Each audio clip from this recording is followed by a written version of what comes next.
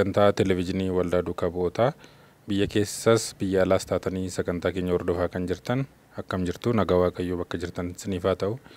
Tole egaa daawwattoota keenya kutaan miidiyaa fi odeeffannoo waldaa keenyaa wiirtuu muummee har'a magaalaa Walisootti kan argamu. Miidiyaan keenyas gara kanaatti kan imalee fi sochii waldaan duukaa bu'ootaa wiirtuu Shawaa Kibba Lixaa taasisaa jiru irratti hooggantoota wiirtuu Shawaa Kibba Lixaa waliin marii gabaabaa taasisnaa nu waliin tura. Sagantaa keenya kabajanii waan nu argamtaniif galatoomaa isiniin jechuu barbaanna. Shawaa Kibba Lixaa jechuun egaa biyya lallabaa eebbifamoo abbaan keenya Abuna Saariyoos hoogganaa jiranidha. Waldaa keenyaafis beekamtii kennuudhaan waggaa dheeraa kan waldaan kun akka tajaajilu akka babal'atu taasisan keessattidha kan isin argamtanii. Hojiiwwan ijoo wiirtuun keessan hojjete hanga ammaatti maalimi? Galatooma. Maqaan koo Daaqoo Rabbumaa Xuruuraan jedhama. Walitti qabaa waldaa duukaa bu'ootaa wiirtuu Kibba Lixa Shawaati. Akka waliigalaatti hojiileen ijoon wiirtuun keenya waggaa arfan kana keessatti hojjete hojiilee baay'eedha. Hojiilee kana keessaa inni guddaan uummanni afaan beekuun afaan ittiin dhalateen afaan beekuu danda'uun waaqa isaa haa galateeffatu, haa faarfatu, haa kadhatu, haa baratu, haa barsiisu jedhee xiyyeeffannoo guddaa kennuudhaan waldaan kun hojii hubannoo uumuutii fi uummata dadammaqsuu fi uummanni akka sochii isa wajjin taasisu fi akka baratuu fi akka barsiisu hojiilee gurguddoo hojjeteera. Irra caalatti magaalaa kana keessatti wantoota hedduu hojjetaas tureera, raawwataas tureera. Isa kana keessatti biiroolee fudhachuudhaan biiroo sana keessa taa'ee akkuma hojjetaa tokkootti hojiilee babal'aa, hojiilee gurguddoo hedduu hojjetaa ture. Jaalatamummaa guddaas naannoo kanarratti fi fudhatama guddaa argatee waldaan kun har'a nama muraasarraa ka'ee hanga nama miseensa 500 olitti illee itti deemee sagantaalee gurguddaa, yaa'ilee gurguddaa gaggeessaa ayyaana ximqataa irratti illee ayyaanota garaagaraa irratti illee hojiilee baay'ee nama gammachiisanii fi tokkummaadhaan namoota kaan wajjin illee tajaajila hedduu tajaajilaa ture. Hojiilee gurguddoo hedduu hojjeteera. Maqaan koo Meeteeluun jedhama. Gaheen hojii kootii godina Shawaa Kibba Lixaa wiirtuu Walisoo keessatti gaheen hojii kootii qabaa maallaqaati. Hojiiwwan wiirtuun keenya hojjetan gurguddoo keessaa muraasni isaanii hojii baay'ee hojjeteera wiirtuun keenya. Keessattuu hojii guddaa fi bu'aa gaarii kan inni buusee jennee nuti amannuu fi abdannu harka qal'eeyyii nyaachisuu irratti jechuudha. Sirriitti xiyyeeffannoo guddaa itti kennee yoo xiqqaatee waggaa tokko keessatti allam irra deddeebiidhaan harka qal'eeyyii nyaachiseera. Dabalataanis immoo yeroo godina keenya keessatti abbaan keenya bulchaa ta'anii jiranii hojii gaarii osoo isaan hojjechaa jiranu hojii isaaniillee akka waan hojiin gaarii hin taanetti warreen fudhatan waldaan keenya waliin ta'uudhaan ijoollee yookiin jiraattota magaalaa kanaa, dargaggoota magaalaa kanaa fi waldaan keenya waliin ta'anii nuti abbaa qabnaa kan jedhu kabaja beekamtii abbaa keenyaaf ta'uu godhaniitu jiru jechuudha. Dameelee hundeessuu irratti tajaajila kana hawaasaan biraan ga'uu irratti hammam hojjettaniitu? Dhugaa dubbachuu fi wiirtuun keenya wiirtuun Kibba Lixa Shawaa hojiilee hedduu hojjetaa ture keessaa inni murteessaa fi inni ijoo kan ta'e damee babal'isuu keessatti.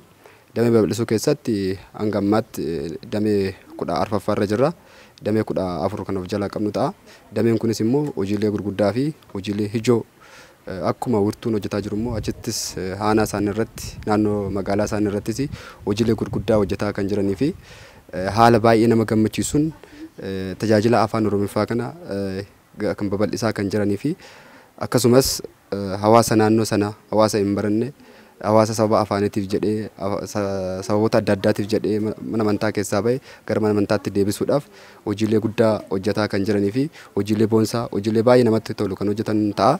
Walitti dhufeenyi isin caasaa mana kiristaanaa kutaa biyya lallabaa irratti aanaa irratti qabdan manneen kiristaanaa waliin qabdan keessumaa abbaa keenya faanas eebbifamoo abbaa keenya Abbaa Saariyoos waliin walitti dhufeenyi qabdan waliin hojjechuu irratti maal fakkaatame? Maqaan koo Yordaanos Yaadataan jedhama. Waldaa duukaa bu'ootaa wiirtuu godina Shawaa Kibba Lixaatti kutaa faarfannaa kanan ani hojjedhu. Walitti dhufeenyi isin kutaa biyyaa yookiin immoo caasaalee mana kiristaanaa wajjin qabdan maal fakkaata kan jedhuu fi walumaa galatti egaa akkuma beekamu waldaan keenya wiirtuu muummichaati kaasee kaayyoon isaa karoora isaa tokko caasaalee mana kiristaanaa eegee fi eegsisee hojjechuudha. Akka as geenyus kan nu fayyade asiinis aga asitti akka deemnu kan nu taasise inni ijoon caasaa mana kiristaanaa eegnee deemudha. Mana kiristaanaa caasaa ishiin qabdu hundumaa wajjin walitti dhufeenya gaarii qabna.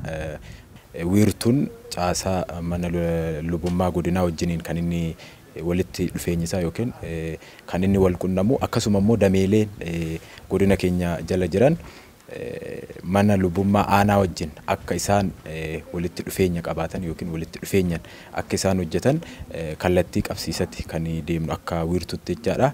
Wiirtus ta'ee dameeleen keenya warri aanarra jiran hundumti isaanii warri aanaa mana lubummaa aanaa wajjin, warri immoo godinaa nuti mana lubummaa kan godinaa fi kan magaalaa keenya wajjin walitti dhufeenya gaariin haala jiru adeemsa jiru gaafachuudhaan rakkinoonni yoo mudatan immoo waliin dubbiin haasofnee waliin dubbanneeti kan nuti furaa deemnu. Dabalataanis immoo abbaa keenya wajjinis baay'ee waliin dubbanneeti haga har'aatti kan deemne akka nuti har'a geenyuuf hojii ijoo kan nuuf hojjetan yookiin ibsaa guddaa kan nuuf ta'an eebbifamoo abbaa keenya Abuna Saawuroosii eebba isaaniitiin haga har'aatti kan deemne. Mana lubummaa waliigalaa fi waajjira lallabaa biyyoolessaa wajjin wal qabatee abbaa keenya wajjin wal qabatee hariiroon waldaan keenya akka waliigalaatti qabu dhugaa dubbachuudhaaf abbaan keenya qulqulluun Abuna Saawuroosii fi hojii gaggeessaan biyya lallabaa kibba lixa shawaa Maggaabii Xibabat luba Dabees Marshaa wajjin hariiroo gaarii kan qabnuu fi hojiilee boonsaa hojiilee hedduu kan waliin hojjetaa turredha. Ammas gara fuulduraatti waliin hojjechuudhaaf karoora guddaa kan qabnudha. Waldichi keenya jalqabumarraa eegaleetiyyuudha. Caasaa mana amantaa wajjin kan inni hojii isaa hojjetu, seera mana amantaa eegee eegsisee hojiilee hojjetaa kan turedha. Haa ta'uti namoota seera mana amantaa hin eegnee fi hin eegsifne irraa mormee gara mana amantaatti seera akka hin cabsinetti seeratti akka deemsuudhaaf hojiilee hedduu hojjetaa turre. Isa kana wal qabatee hojiilee godina keenya keessatti hojjetaa turan damee wajjin wal qabatee aanaalee wajjin wal qabatee iddoo jiran kamuu irrattu waliigalteedhaan socho'aa kan turree fi hojiilee hedduus kan waliin hojjennudha. Akkasumas mana lubummaa aanaalee wajjin bulchitoota bataskaanotaa wajjin saba kaaboo hedduu wajjin kallattii adda addaa wajjin waliigaltee cimaadhaa fi hariiroo cimaa kan qabnuu fi hojiilee gara fuulduraattis immoo hojii waliin hojjechuudhaaf hojii baay'ee kan karoorfanne ta'a. Akka godina keenyatti waajjira lallabaa fi manneen amantaa kan wajjin caasaa kan wajjin waliigaltee cimaa qabna. Tole akkuma marii keessatti nu kaastanii dameelee hedduudha kan qabdanii amma immoo damee xixiqqaas banamaa jira.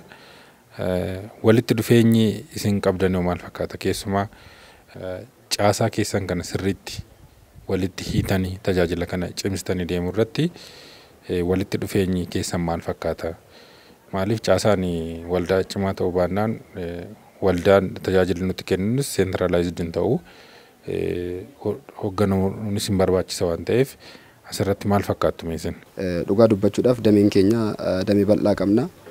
Alamganaadhaan Goorotti ammayyaa hanga Qarsaa Maallimaatti damee bal'aa fi haanaa bal'aa baay'ee faffageenya illee kan walirraa qabu yoo ta'u, haa ta'u malee kun walgahii yeroo yeroodhaan waamuudhaan silkiidhaan gabaasa adda addaa fudhachuudhaan karoora fudhachuudhaan marii adda addaa gaggeessuudhaan bira deemnee leenjii adda addaa kennuudhaan yeroo yeroodhaan kan wal qunnamaa deemnuu fi hojiilee hedduu kan waliin hojjetaa deemnu yeroo yeroodhaan isaanis rakkoolee isaan gidduu jiru rakkoon jiraates gara keenyatti dabarsuudhaan furmaata kan itti gochaa deemnee fi akkasumas immoo hojiilee hojjetan yeroo yeroodhaan nutti himaa kan deeman wal beeksisaa kan deemnu hariiroo cimaa kan qabnu. Keessumaa gaa yeroo tajaajila afaan Oromoo kana eegalamu salphaa ta'uu baachuu danda'a. Qormaanni bakkee garaagaraatti waldaa keenya irratti hin gaha. Kan keessanoo qormaanni sanarra ga'ee jira akkamiin bira darbitanii? Tajaajila afaan Oromoo kanarratti qormaatileen waldaa keenya mudatan hedduudha. Hedduu isaanii kaasuun hin barbaachisu. Waldaan keenya wiirtuu muummichaa kabaja isaa waggaa 11ffaa kabajattee jira. Wiirtuun keenya immoo waggaa 4ffaadha. Waggaa 4ffaa kana keessatti waggaa 4 tajaajila waggaa 4 godhe kana keessatti qormaanni isa mudate hedduudha jechuudha. Qormaata sana jennee dubbachuu hin barbaannu. Garuu qormaatilee jiran jaalalaan. Ammeenyaan kan dhufe hundumaa jaalalaan bifa gaariidhaan jechuudha. Ammeenyaan gaafa namni haa ta'u tajaajila biraatiin nutti dhufan nuyi bifa ammeenyaatiin fudhannee keessattuu fakkeenyaaf amma yaa'ii ji'aa qabna. Ji'a miseensi keenya kan wal argu yaa'ii ji'aa qabna. Yaa'ii ji'aa kanarratti qormaatilee hedduutu nu mudata jechuudha. Sagantaa dabalataa irratti qabachuudhaan osoo akka yaa'iin ji'aa keenya beekamee jiru wantoota baay'eedha jechuudha. Isaan kana garuu jaalalaan ammeenya tokko osoo hin ta'in jaalalaan dabarsineerra jechuudha. Qormaatillee inni akka waliigalaatti tajaajila afaan Oromoo kanaa fi waldaa kanarratti karaa hedduun gahaa ture. Karaa hedduu keessaa karaa hedduun immoo kan jala dabarre jaalalaadhaanii dhiisuudhaanii tooftaalee adda addaa fayyadamuudhaan kana keessa daballeerra. Karaa hedduun qorumsa ni baay'ata. Tajaajilli kun akka hin babal'anneef namoonni baay'een fuuldura dhaabbataa turanii. Namoota fuuldura dhaabbatan kana nuti immoo akka isaaniitti itti loluudhaan osoo hin ta'in mariidhaan hiikaa deemnaa, wal gorsuudhaan, wal barsiisuudhaan, wal hubachiisuudhaan wantoota adda addaatiin yeroo garaagaraatti kan bira dabarredha. Rakkoolee hedduus rakkoolee wal xaxaan naannoo kana keessatti tureera. Batalaa magaalaa kana keessatti immoo irra caalatti tureera. Isaan kana hundumayyuudha kan nuti keessa ittiin dabarre inni guddaan mariidhaani. Mariin immoo waan hunda hiika. Mari'annee rakkoolee kana akkamitti mo'achuu dandeenya, isa kaan dhiisnee, isa kaan tooftaa adda addaatiin, isa kaan immoo hojjennee hojiidhaan itti agarsiifnetti uummata akka inni beeku waldaan kun maal akka ta'e akkaataa inni ittiin beekuu danda'uun tooftaalee adda addaatiin uummata kana barsiifne jaalalaan keessa dabarree namoota hundumaa ofitti qabne jaalala barsiisuudhaan adeemsa barsiisuudhaan mana amantaa kana keessatti tajaajilaa fi waldaa kana keessatti tajaajila hedduu gochaa fi raawwataa turreera. Mana kiristaanaa keessatti hanga jiraannutti qorumsi beekamaadha. Qorumsi kallattii garaagaraatiin dhufa. Keessumaa kan waldaa duukaa bu'ootaa immoo wanti baay'ee adda isa godhu qorumsa kiristaanummaa irratti dabalataan qorumsa afaan irratti xiyyeeffate.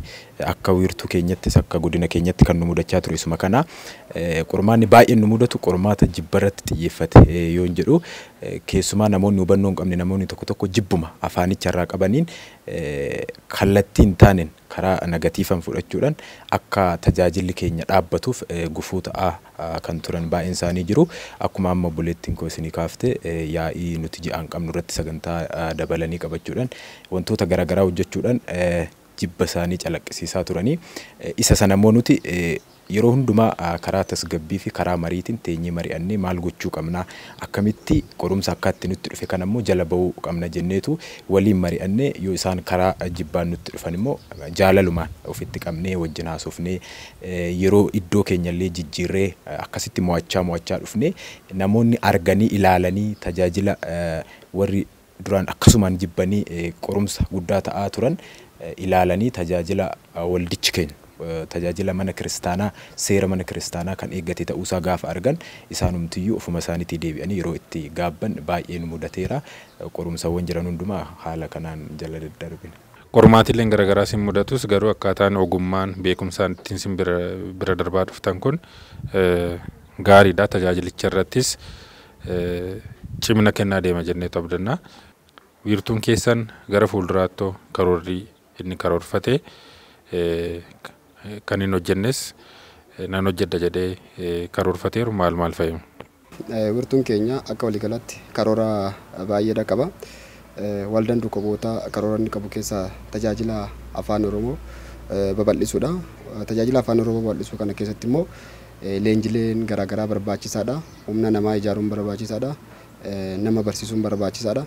Isa kana keessatti namoota leenjii adda addaa kennuu koorsiidhaan wal qabatee koorsiin akkaataa itti kennamuu danda'u namoota ittiin kennamuu danda'u yeroo koorsiin itti kennamu kana gargar baasuudhaan namoonni ijoolleen obboloonni dhalataan lafaa bahu kamtu barnoota gahaa argate akkaataa itti barataa muuxannoo argataa fi boru immoo gara fuulduraatti tajaajilaa ta'ee dhaloota gara booddeedhaaf akkaataa itti barsiisuu danda'utti akkaataa itti fakkeenya ta'uu danda'utti tokko barnoota irratti xiyyeeffanneeti. Inni kan biraa barnoota bu'uuraa barsiisuu fi leenjilee adda addaa kennuu irratti karoora qabna. Kana gaafa jedhu sirna qulqulleessaa keessatti abbootiin yeroo ammaa sirna qulqulleessaa tajaajila irratti bal'inaan argamanu tajaajila afaan Ingiliziitii fi afaan Amaariffaati.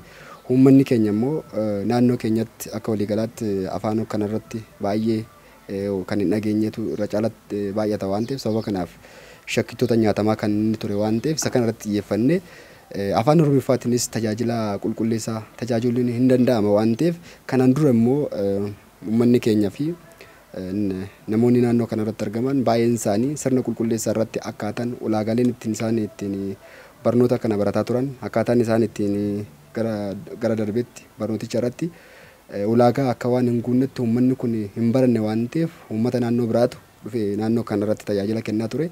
Haa ta'uti uummata kana immoo dubbiin sunis baay'ee miidhee haga ammaatti tajaajila sirna qulqulleessaa abbootota luboota daaqonoota irratti baay'ee waa hin hojjetamneef afaaniin tajaajiluun baay'ee waan nutti ulfaateef amma immoo gara fuulduraatti immoo tajaajila kana guutumaan guututti lafa qabsiisuudhaaf iddoo kana irratti barnoota bu'uuraa irratti sirna qulqulleessaa irratti xiyyeeffannoo addaa kennine gara fuulduraatti kan itti hojjennuu fi leenjilee adda addaa kan itti kenninu ta'a. Karaa biraatiinis immoo tajaajiloota adda addaa kana babal'isuudhaaf faayinaansii keenya irratti akkaataa kamiin hojjechuu dandeenya, faayinaansii keenya akkamitti babal'isuu dandeenya, tajaajila kana babal'isuuf immoo faayinaansiin dhimma ijoodha waan ta'eef karoora bal'aa qabannee wantoota adda addaa qabannee faayinaansii keenya irrattis hojjetaa kan deemnu ta'a. Inni guddaan immoo waldaan kun akka waliigalaatti guddachuu kan inni danda'uu fi lafa qabachuu kan inni danda'u caalatti cimuu kan inni danda'u bulchiinsa irratti humna bulchiinsaa caalatti cimsaa caalatti immoo humna nama barateetiin deeggarree gara fuulduraatti karoorri kun akka lafa qabatuuf humna guddaa ta'ee gara fuulduraatti xiyyeeffannoo addaatti kennee hojii kana hojjechuudhaaf tajaajila kana babal'isuudhaaf wantoota adda addaa irratti hedduu isaa xiyyeeffanneetu kan itti hojjetaa jirru. Akkuma kana dhimma misoomaa wajjin wal qabatu gurgurtaalee adda addaa, gurgurtaalee kitaabaa, maxxansaalee adda addaa, wantoota adda addaa kan itti gabaarra oolu as keessatti waa lamaaf fayyada. Tokko gurguramee faayinaansii keenya ittiin guddisna. Inni kan biraa immoo kitaabonni yeroo ammaa kana afaan Oromooffaatiinis maxxanfamaa kan jiran hedduun isaanis gabaarra kan jiran jiru. Isa kana uummanni keenya karaa ittiin bitatee irraa dubbisee irraa ittiin baratee tajaajilamee ittiin tajaajiluu akkaataa itti danda'u ga'umsa akkaataa ittiin argatuu danda'u kitaabota kana uummata keenya biraan ga'uufis hojiilee hedduu kan hojjetaa jirrudha. Isa kanaaf akka waliigalaatti immoo kutaaleen wiirtuu keenya jala jiran kutaalee hedduudha. Kutaaleen hundi isaaniitu bifa karoorfataniin hedduu karaan baay'ee namatti toluudhaan hojicha raawwatamaa kan jiru ta'a. Inni karaa biraatiin immoo uummanni dheebuu wangeelaa qabu magaalaas ta'e baadiyyaas ta'e sagantaalee adda addaa qopheessine sagantaalee sana irratti immoo uummanni bahee faarfattoota affeerree barsiisota ciccimoo affeerree akkaataa isaa ittiin barachuu danda'an afaan isaa ittiin barachuu danda'aniin uummata keenyaaf karoora hedduu qabna. Har'allee sagantaa adda addaa qopheessaa jira, barsiisaa jirra. Ji'a ji'aan yaa'ii qopheessine achirratti affeerree namoota baay'ees barsiisaa jirra. Gara fuulduraattis immoo hojiilee kanaa fi kan kana fakkaatan kanaaf hedduu isaanii jiru waan baay'ee hojjechuudhaaf karoora baay'ee qabna. Xiyyeeffannoo guddaa kan itti kennaa jiru dhuguma dubbachuudhaaf uummata gara baadiyyaa jiran jechuudha. Sababuma afaaniitiin wantoota barumsa dhabuudhaan waa'ee amantaa isaanii beekuu dhiisuudhaan amantaa isaanii gadhiisanii kan deeman gara amantaa isaaniitti akka deebi'an. Bataskaanota jigan, bataskaanota namoonni keessaa badan imala miillaa deemnee kan konkolaataan barbaachisuuf konkolaataadhaan bakkee garaagaraa deemee waldaan kun ilaalee maalirraa akka isaan jiran uummanni kun maaliif akka bade qorannoo taasisee sababa isaan badaniif sababa tajaajila dhabuutiin ta'uusaa gaafa baru sirriitti xiyyeeffannoo itti kennee tajaajila guddaa kennuudhaaf karoorfatee jira. Kan karoorfates hojiitti hiikaa jira. Gara fuulduraattis immoo karoora guddaa qabatee jira. Yoo fedha Waaqayyoo ta'e immoo karooricha galmaan gahuudhaaf kutannoodhaan ka'ee jira. Akkuma jalqaba irratti kaasne dura hojiinsaa waldicha lafa qabsiisuudha uummata keessatti beeksisuu ture. Amma garuu waldichi baadiyyaa hunda keessatti dameeleedhaaf damee xixiqqaadhaan waan wal qabateef kana booda karoorri guddaan tajaajilaan uummata qaqqabuudha. Uummata keenya bira geenye dheebuu wangeelaa baasuu fi wangeela barsiisuudha. Karoorri cimaan isa kana. Dabalataan immoo waldichi of danda'uudhaaf karoora guddaa qaba jechuudha. Of danda'uu gaafa jennu tajaajiltoota mataasaa qabaachuu, faarfattoota mataasaa qabaachuu, sagantaa faarfannaa garaagaraa hundumasaa ofiisaan qindeessee socho'uudhaaf socho'aas ture. Ammas karoora kan caalu guddaa qaba.